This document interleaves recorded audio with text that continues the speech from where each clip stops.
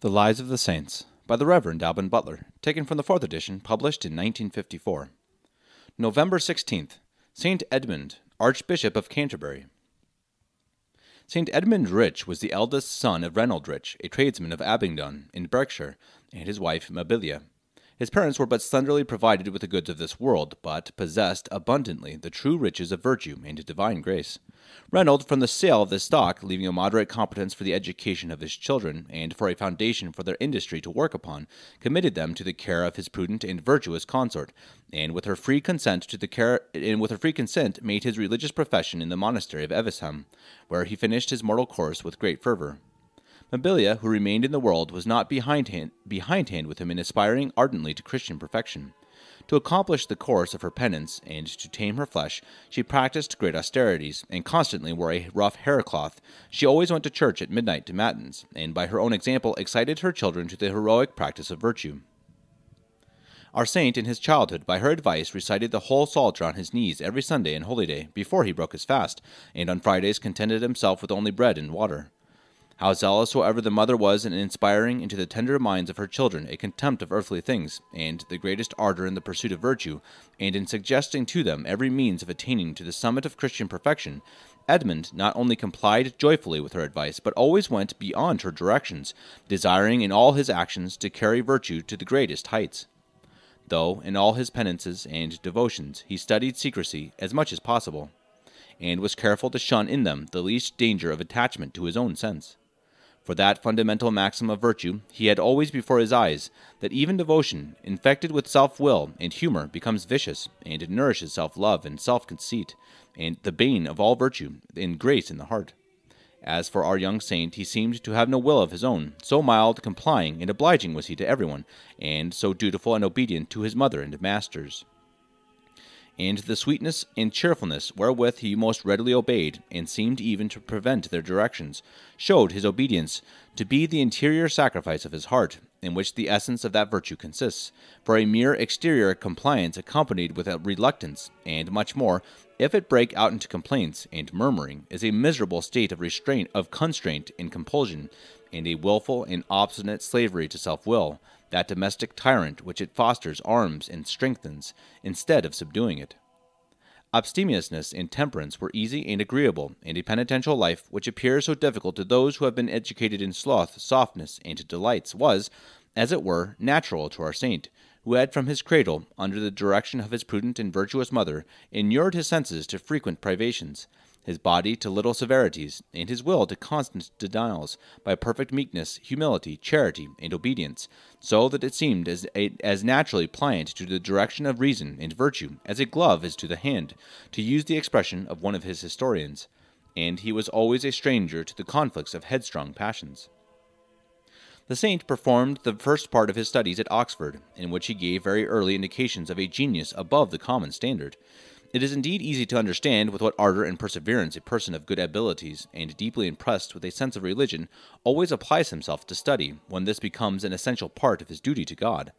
An uncommon fervor and assiduity in all religious exercises, and a genuine simplicity in his whole conduct, discovered his internal virtues, and betrayed the desire he had of concealing them. Retirement and prayer were his delight, and he sought no companions but those in whom he observed the like pious inclinations. He was yet young when Mabilia sent him and his brother Robert to finish their studies at Paris. At parting, she gave each of them a hair shirt which she advised them to use 2 or 3 days in a week, to fortify their souls against the love of pleasures, a dangerous snare to youth. It was her custom never to send them any linen, cloths, or other things, but she made some new instrument of penance a part of her present, to put them in mind of assiduously practicing Christian mortification. Edmund had spent time in that seat of arts and sciences, when his mother, falling sick of a lingering illness, and perceiving that she drew near her end, ordered him over to England, that she might recommend to him the care of settling his brother and his 2 sisters in the world. Before she died, she gave him her last blessing. The saint begged the same for his brother and sisters, but she answered, "I have given them my blessing in you, for through you they will share abundantly in the blessings of heaven." Saint Edmund had no sooner settled his sisters, but he went back to Paris to pursue his studies. Whilst he lived at Oxford, had consecrated himself to God by a vow of perpetual chastity under the patronage of the Blessed Virgin, in whom, under God, he placed a special confidence, and this vow he observed with the utmost fidelity his whole life. In his study he had an image of the Mother of God before his eyes, round which were represented the mysteries of our redemption, and in the midst of his most profound studies his frequent ejaculations to God were so ardent that in them he frequently went into raptures. How desirous soever he appeared to become learned, his zeal to become a saint was much greater. By virtue he sanctified all his studies. By his progress in learning he was the admiration of his masters, and for the purity of his life he was regarded as a miracle of sanctity. He constantly attended the midnight office in St. Martin's Church, and after that was over spent some hours there in prayer, heard early Mass in the morning, and then repaired to the public school without taking food or rest. He went to vespers every day. Studies, work of charity, holy meditation, and private prayer took up the rest of his time. He fasted much, and every Friday on bread and water, wore a hair shirt, and mortified his senses in everything. Allowing very little for his own necessities, he employed in alms the rest of the money which he received for his own uses. He seldom ate above once a day, and then very sparingly slept on the bare floor or on a bench, and for 30 years never undressed himself to sleep, and never laid down on a bed, though he had one in his room, decently covered, in order to conceal his austerities. After matins, at midnight, he usually continued his meditation and prayer till morning, and very rarely slept any more. If he did, it was only leaning his head against the wall as he knelt or sat a little while. Many years before he was in holy orders, he said every day the priest's office, with salutations of the wounds of our divine Redeemer, and a meditation on his sufferings. After he had gone through a course of the liberal arts and mathematics, and had taken the degree of Master of Arts, he was employed 6 years in teaching those sciences, especially the mathematics. He seemed one night to see his mother in a dream, who, pointing to certain geometrical figures before him, asked him what all that signified, and bade him rather make the adorable Trinity the object of his studies. From that time he gave himself up entirely to the study of theology. He interpreted the Holy Scriptures for some time at Paris. It was his custom always to kiss that divine book out of a religious respect as often as he took it into his hands. As soon as he was ordained priest, he began to preach with wonderful unction and fruit.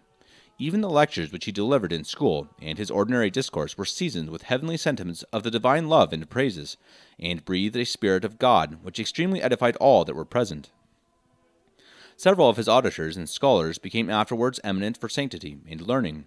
7 left his school in one day to take the Cistercian habit, one of whom was Stephen, afterwards abbot of Clairvaux and founder of the Bernardines at Paris. Returning to England, he was the first that taught Aristotle's logic at Oxford, where he remained from 1219 to 1226, but in frequent missions travelled often through Oxfordshire, Gloucestershire, and Worcestershire, preaching the word of God with great fruit and zeal. After having refused many ecclesiastical preferments, he at length accepted of a canonry with the dignity of a treasurer in the cathedral of Salisbury, but gave far the greatest part of the revenue to the poor, leaving himself destitute the greatest part of the year. He had not been long on the post when the Pope sent him in order to preach the crusade against the Saracens, with a commission to receive an honorary stipend for his maintenance from the several churches in which he should discharge that office. The saint executed the commission with great zeal, but would receive no honorary stipend or any kind of present for his maintenance. As he was preaching in the open air near the church at Worcester, a heavy shower fell all round the place, but the saint, having given his blessing, and bade the people not to disperse, not a single drop touched any of them, or fell on the spot where they stood. When he preached, the words which came from his inflamed heart were words of fire, which powerfully converted souls. Persons, the most profoundly learned, were moved to tears at his sermons, and many became imitators of his penance and virtues. William, surnamed Longspear, the famous Earl of Salisbury, who had lived a long time in the neglect of the essential duties of a Christian, and without ever approaching the sacraments, was so entirely converted by hearing a sermon which the saint preached, and by conversing some hours with him, that from that time he laid aside all other business to make the salvation of his soul his whole employment. The saint formed many excellent men of prayer, and was himself one of the most experienced doctors of an interior life, and most enlightened contemplatives in the church. What he chiefly inculcated was a sincere spirit of humility, mortification, and holy prayer, and he was principally solicitous to teach Christians to pray in affection and spirit. 100,000 persons, says the saint, are deceived in multiplying prayers. I would rather say 5 words devoutly with my heart than 5,000, which my soul does not relish with affection and understanding. Sing to the Lord wisely. What a man repeats by his mouth, let him feed in his soul. A late French critical author of a book entitled The Tradition of the Church Concerning Contemplation says of St. Edmund, he applied himself from his youth to the contemplation of eternal truths, and so well united in himself, which is very rare, the science of the heart with that of the school, the mystical theology with the speculative, that by letting into his heart the lights of his understanding, he became a perfect contemplative or mystic theologian, and he was no less enlightened the church by the sanctity of his life than by the admirable spiritual tract called the Mirror of the Church, in which are found many excellent things relating to contemplation. The see of Canterbury had long been vacant when Pope Gregory IX pitched upon Edmund to fill it. The chapter of Canterbury was unanimous in his favor. King Henry III gave his consent, and the election was confirmed by His Holiness. Matters were gone thus far when a deputation was sent to Salisbury to give notice to the saint of his election, and to conduct him to his flock. Edmund, who was till then a stranger to these proceedings, protested loudly against the violence that was offered him. The deputies, thus repulsed by him, applied to the Bishop of Salisbury, who exerted his authority to compel the saint to acquiesce. Edmund submitted after much reluctance, but had not quite conquered his fears and difficulties when he was consecrated on the 2nd of April in 1234. This dignity made no alteration in the humble sentiments or behavior of our saint. He had still the same mean opinion of himself, and observed the same simplicity and modesty in his dress, notwithstanding the contrary fashions of the bishops of that age. His chief employment was to inquire into and relieve the corporal and spiritual necessities of his flock, and he soon got the reputation of a primitive pastor. His revenues he chiefly consecrated to the poor, and had a particular care to provide portions for young women whose circumstances would have otherwise exposed them to great dangers. He gave vice no quarter, maintained church discipline with an apostolic vigor, and was most scrupulously solicitous and careful that justice was impartially administered in all his courts, abhorred the very shadow of bribes in all his officers, and detested the love of filthy lucre, especially in the clergy. For the reformation of abuses he published his constitutions in 36 canons, extant in Linwood, Spelman, Wilkins, Johnson, and in Labbay's edition of the Councils. Amidst a great corruption of manners and decay of discipline, his zeal could not fail to raise him adversaries. Even the children of his own mother, the monks of his chapter, and many of his clergy, who ought to have been his comfort and his support, were the first to oppose him, and defeat his holy endeavors for restoring regularity, the purity of Christian morals, and the true spirit of our divine religion, which its founder came from heaven to plant amongst men. There perhaps was never a greater love of charity and peace than our saint, yet he chose to see his dearest friends break with him, and turn his implacable enemies and persecutors, rather than approve or tolerate the least point which seemed to endanger both his own and their souls. And from their malice he reaped the invaluable advantage of holy patience. For their bitterness and injustice against him never altered the peace of his mind, or his dispositions of the most sincere charity and tenderness towards them. And he never seemed sensible of any injuries or injustices that were done him. When some told him that he carried his charity too far, he made answer, "Why should others cause me to offend God, or to lose the charity which I owe and bear them? If any persons were to cut off my arms, or pluck out my eyes, they would be the dearer to me, and would seem the more to deserve my tenderness and compassion." He often used to say that tribulations were a milk which God prepared for the nourishment of his soul, and that if ever they had any bitterness in them, this was mixed with much sweetness, adding that they were, as it were, a wild honey with which his soul had need to be fed in the desert of this world, like John the Baptist in the wilderness. He added that Christ had taught him by his own example to go to meet and salute his persecutors, and only to answer their injuries by earnestly recommending their souls to his heavenly Father. The more the saint suffered from the world, the greater were the consolations he received from God, and the more eagerly he plunged his heart into the ocean of his boundless sweetness in heavenly contemplation and prayer. Nicholas Trevette, a learned English Dominican, in his accurate history of the reigns of 6 kings from Stephen, tells us that St. Edmund had always some pious and learned Dominican with him wherever he went, and that one of those who lived to be very old assured him, and many others, that the saint was found in a wonderful ecstasy. One day, says he, when the saint had invited several persons of great quality to dine with him at his palace, he made them wait a long while before he came out to them.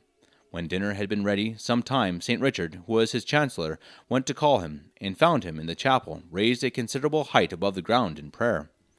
St. Edmund, while he was archbishop, kept a decent table for others, but contrived secretly to practice at it himself the greatest abstemiousness and mortification.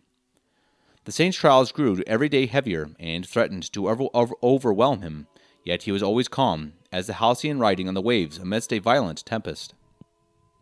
King Henry III being, by his bad economy and the insatiable thirst of his minions, always needy, not content to exact of his subjects, both clergy and laity, exorbitant sums, kept bishoprics, abbeys, and other benefices a long time vacant, only that under the title of protecting the goods of the church he might appropriate the revenues to his own use, and when he nominated new incumbents, preferred his own creatures, who were usually strangers, or at least persons no ways qualified for such posts.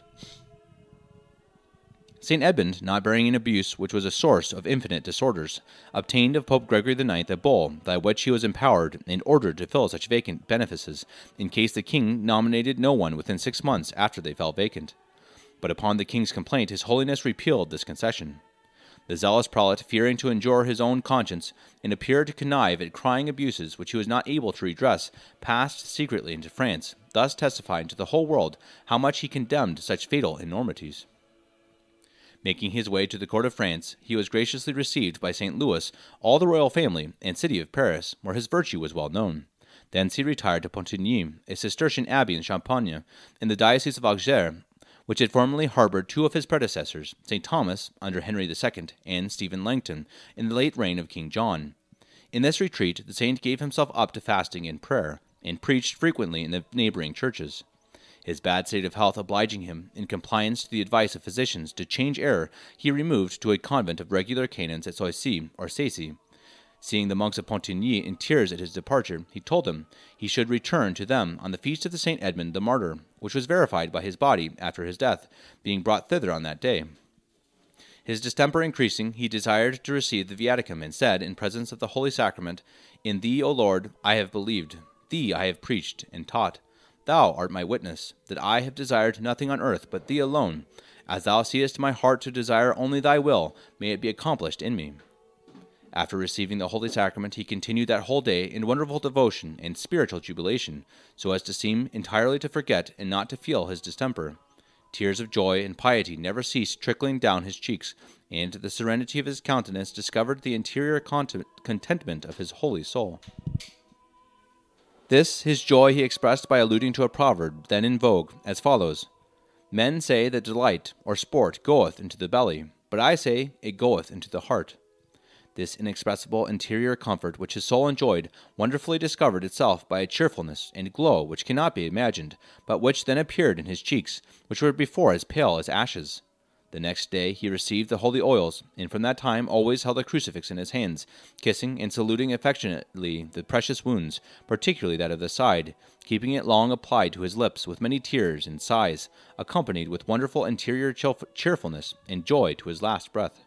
From his tender years he had always found incredible sweetness in the name of Jesus, which he had constantly in his heart, and which he repeated most affectionately in his last moments.